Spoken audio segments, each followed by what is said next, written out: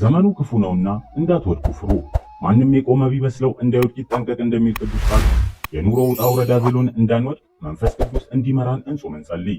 እርሱ የእውነት መንፈስ ነውና በመጣ ጊዜ ወደ እውነት ሁሉ ይመራቸው ዘንድ መጪው ዘመን ክፉ ነውና የሚመጣውን ይነግራቸው ዘንድ መንፈስ ቅዱስን ሊልክላቸው በክብር አረገ በአባቱም ቀኝ ተቀመጠ እንዲል ቅዱስ ኤፍሬም በውዳሴው እኛም ያለንበት ዘመን ክፉ ነውና መንፈስ ቅዱስን ታምነን እንኑር። ሰላም ጤና ይስጥልን ውድ የቃል ሚዲያ ቤተሰቦች እንደምን አላችሁ? በዛሬው መርሃ ግብራችን አባታችን አባ ገብረ መስቀል የሰማያዊ ሕይወትን እያሰባችሁ ኑሩ በማለት ያስተማሩትን ድንቅ ትምህርት ይዘን ስለቀረብን በጥሞና እንድትከታተሉን እየጋበዝን ለቻናላችን አዲስ ከሆናችሁ ላይክ፣ ሼር፣ ሰብስክራይብ በማድረግ አዳዲስና ወቅታዊ መረጃዎች እንዲደርሱ የደውል ምልክቷን በመጫን ቤተሰብ ይሁኑ።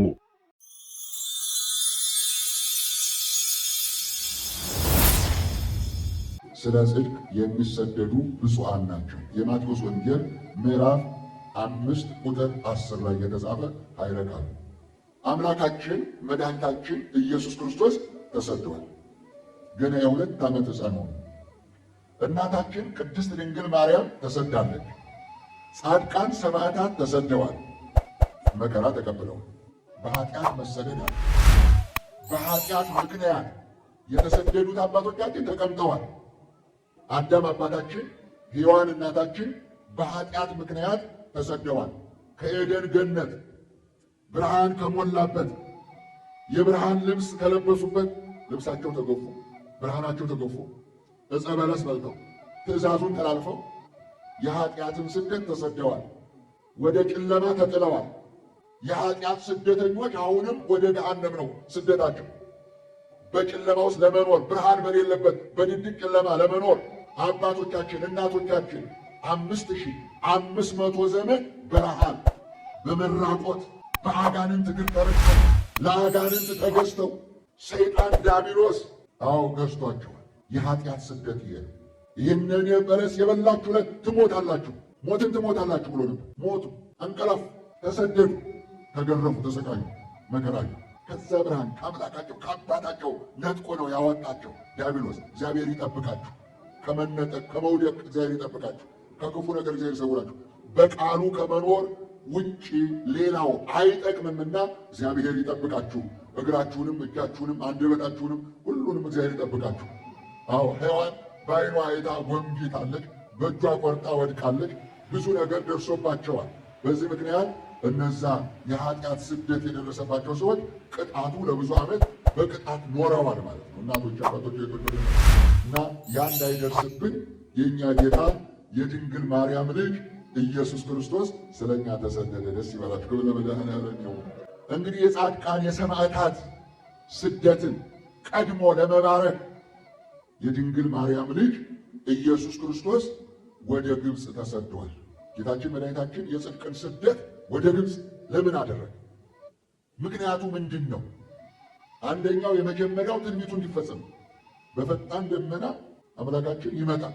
ሌላው ድምፅ ደግሞ ልጄን ከግብፅ ጠራሁት የሚለው ይህ ትንቢት አስቀድሞ የተነገረ ትንቢት ጌታችን አምላካችን ኢየሱስ ክርስቶስ ወደ ግብፅ እንደሚሰደድ ድንግል ማርያም፣ ዮሴፍ፣ ሰሎሜ ወደ ግብፅ እንደሚሰደዱ አስቀድሞ የተጻፈ ስለሆነ አስቀድሞ የተነገረ ስለሆነ ይህ ትንቢት ይፈጸም ዘንድ አምላካችን ወደ ግብፅ ተሰደደ።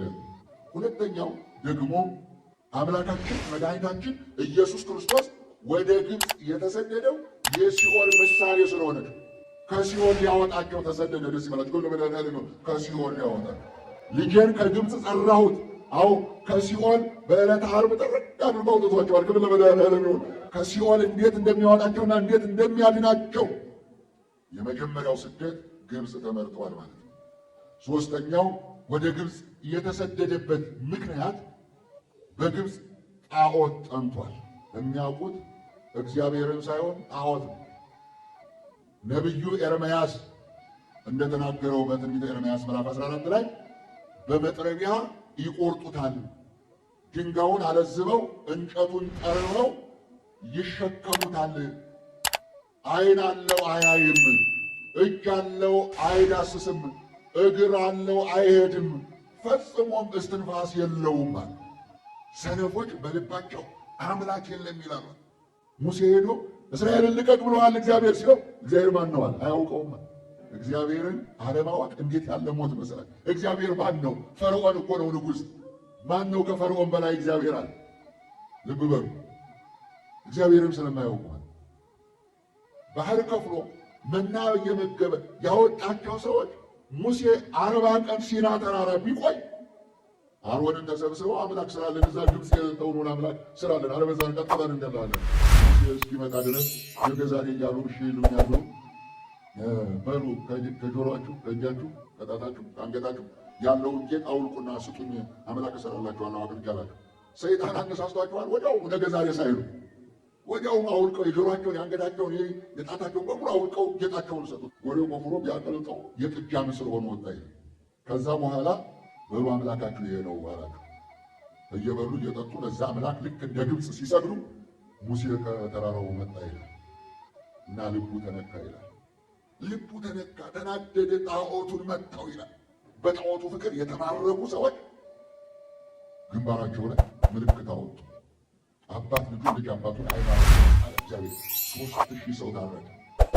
እንደዚህ ጣዖቱ የጠናበት ልባቸው የተማረከበት ስለሆነ ጣዖቱን ለመደምሰስ የእኛ ጌታ የድንግል ማርያም ልጅ ከእናቱ ጋር ወደ ግብፅ ተሰደደ። ክብር ለመድኃኔዓለም ይሁን። እነሆ የግብፅ ጣዖት ይረዳሉ፣ ይንቀጠቀጣሉ አለ። ክብር ለመድኃኔዓለም ይሁን። የእኛ ጌታ የድንግል ማርያም ልጅ በግብፅ ሲገኝ ጣዖቶቹ እየራዱ እየተናዱ ወደቁ። ደስ ይበላችሁ። ክብር ለመድኃኔዓለም ይሁን። ወደቁ። ይህ ጣዖት ለማፍረስ የድንግል ማርያም ልጅ ጌታ ኢየሱስ ክርስቶስ ተሰዷል። ደስ ይበላችሁ። ክብር ለመድኃኔዓለም ይሁን። አዎ አፍርሷል። አራተኛው ጌታችን መድኃኒታችን ኢየሱስ ክርስቶስ ከእናቱ ጋር ከዮሴፍ ጋር ከሶሎሜ ጋር ወደ ግብፅ የተሰደደበት ምክንያት በግብፅ ጣዖቱ አምላካቸው ስለፈረሰ ኦርቶዶክስ ተዋህዶ ሃይማኖትን ለማጽናት ተሰዷል። ደስ ይበላችሁ። ክብር ለመድኃኔዓለም ነው። ዓለም እስኪያልፍ ድረስ ወልድ ዋህድ ብላ በኢትዮጵያ ኦርቶዶክስ ተዋህዶ ቤተክርስቲያን እንደምናምን ሁሉ የማርቆስ ወንበር ጸንታ የምትኖርበት ግብፅ ናት። ደስ ይበላችሁ። ክብር ለመድኃኔዓለም። ሃይማኖትን ለማጽናት ተሰዷል። እናቶች፣ አባቶች፣ እህቶች፣ ወንድሞች እንግዲህ እነዚህ 4 ነገሮች ጌታ ኢየሱስ ክርስቶስን ወደ ግብፅ እንዲሰደድ አድርጎታል። 3 ዓመት ከ6 ወር በግብፅ በረሃ ቆይቷል። ምድራዊ ሕይወትን ብቻ እያሰብን ሰማያዊውን እንዳንረሳ የግድ ትንሣኤ ክርስቶስን በሕይወታችን ልናስብ ይገባል ያሉ አባታችን አባ ገብረ መስቀል ክርስቶስ ከድንግል ተወልዶ ስለኛ ኃጢአት ሞቶ ተቀብሮ ከሙታን መካከል ሞትን ድል አድርጎ መነሳቱን በዕለት ዕለት ኑሯችን እያሰብን መጓዝ ካልቻልን ዓለም ፈተናዋ ብርቱ ነውና ተስፋ ቢስ እንድንሆን አድርጋ ከሰማያዊቷ ኢየሩሳሌም ከመንግሥተ ሰማያት ታጎድለናለችና የጌታችን የመድኃኒታችን የኢየሱስ ክርስቶስን ነገረ ሥራውን ነገረ ዕርገቱን ልናስብ ይገባልን ብለዋል። አምላካችን እግዚአብሔር በከበረና ድንቅ ሥራው ሰውን ሕያው አድርጎ ሲፈጥረው እግዚአብሔር አምላክ እስትንፋስንና ሕይወትን ሰጥቶት ካለመኖር ወደ መኖር ባመጣው ጊዜ የሕይወት ዘመኑ አሃዱ ብሎ እንደጀመረ መጽሐፈ ኦሪት ያወሳናል። ታዲያ የመጀመሪያው ሰው አዳም የሞት ፍርድ ተፈርዶበት ሞትን ቀምሷልና የሰውም ዘር ይህ መርገም አልቀረለትም። የዓለም ፈጣሪና የሁሉ ገዢ እግዚአብሔር አምላክ ዕፀ በለስን በልቶ ሞትን በራሱ ላመጣው ሰው ግን እስከ መጨረሻው ቅጣቱን አላጸናበትም። የልቡ ጸጸት ሐዘንና ልቅሶን ተመልክቶ ራርቶና ይቅር ብሎ ወደ ቀደመ ክብሩ ሊመልሰው ቃል በገባለት በ5500 ዘመን ቃል ሥጋ ሆነና ተገለጠ። በጥቂቱም አድጎ በ30 ዓመቱ ልጅነቱን ላጣው አዳም ጸጋውን ሊመልስለት ጥምቀትን አደረገ። ከሰው ጋርም ተመላለሰ፣ አስተማረም፣ ፈወሰም፣ አዳነም። በ33 ዓመቱ መከራና ስቃይን ተቀብሎ በምልዕተ መስቀል ተሰቅሎ ሞተ። በሦስተኛውም ቀን ተነስቶ በትንሣኤውም ከሞት በኋላ መነሳት እንዳለ ለሰው ልጅ አበሰረ። የጌታም መነሳት ለእርሱ በእርሱ እንደሆነ ማመለከተ። እርሱ ሞቶ አልቀረምና በመለኮት ኃይል ሞትን ድል አድርጎ ነፃ ወጣን፣ ነፍሳትንም አዳነ።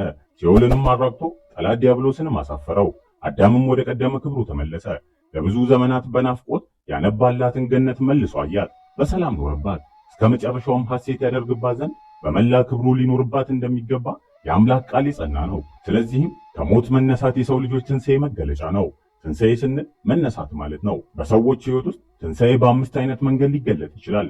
አስቀድሞ የሚታወቀውም ትንሣኤ ሕሊና ሲሆን ሰው በሕሊናው አምላኩን እግዚአብሔርን ያስባልና ሕልውናውን የሚያውቅበትና የሚያወሳበትም ነው። ሰው ከሕሊናው ቀጥሎ ትንሣኤ ልቦና ሊኖሩ ይገባል። የእግዚአብሔርን ቃል ሊሰማ ሊያውቅና ሊረዳ የሚችለው በልቦናው መንቃት በመሆኑ ለዚህም አንክሮ ይሰጥበታል።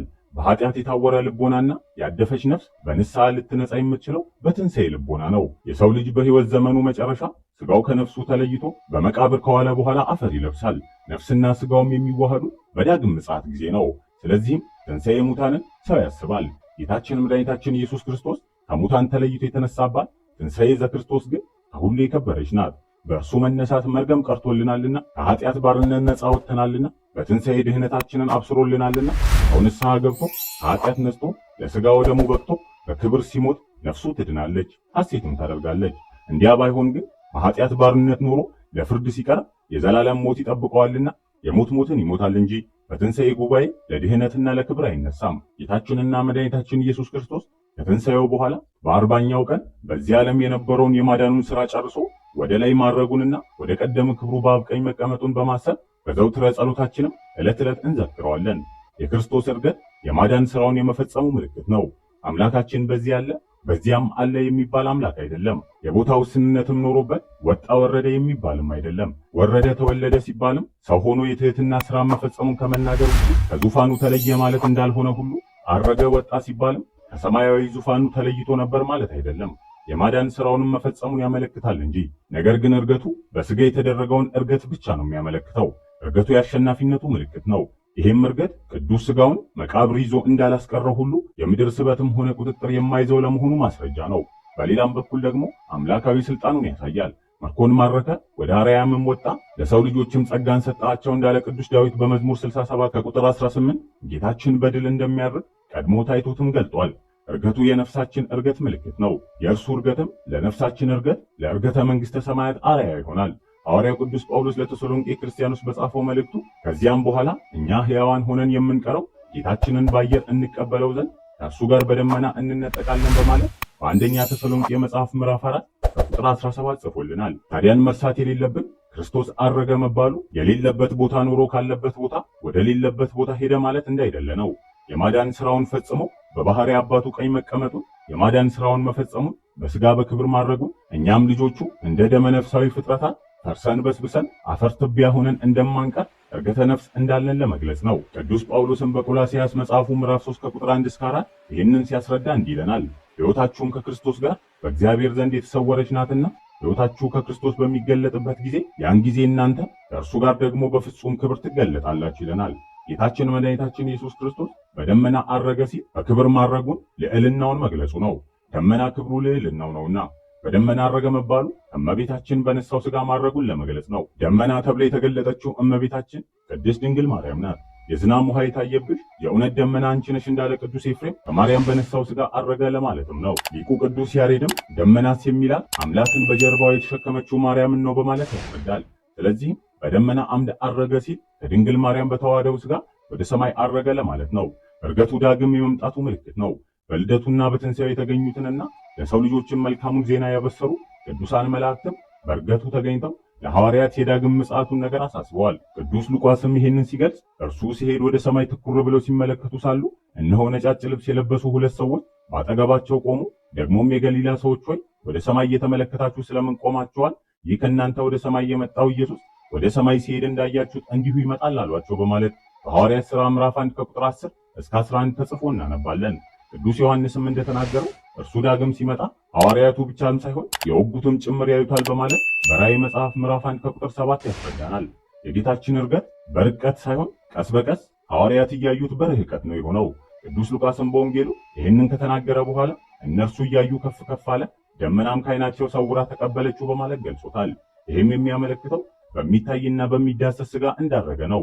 ሊቁ ቅዱስ ዮሐንስ አፈወርቅም በቅዳሴው በዚያች ሥጋ በመለኮት ኃይል ወደ ሰማያዊ ወደ ቀድሞ አኗኗሩ አረገ ያለው ይህንን ለማመልከት ነው።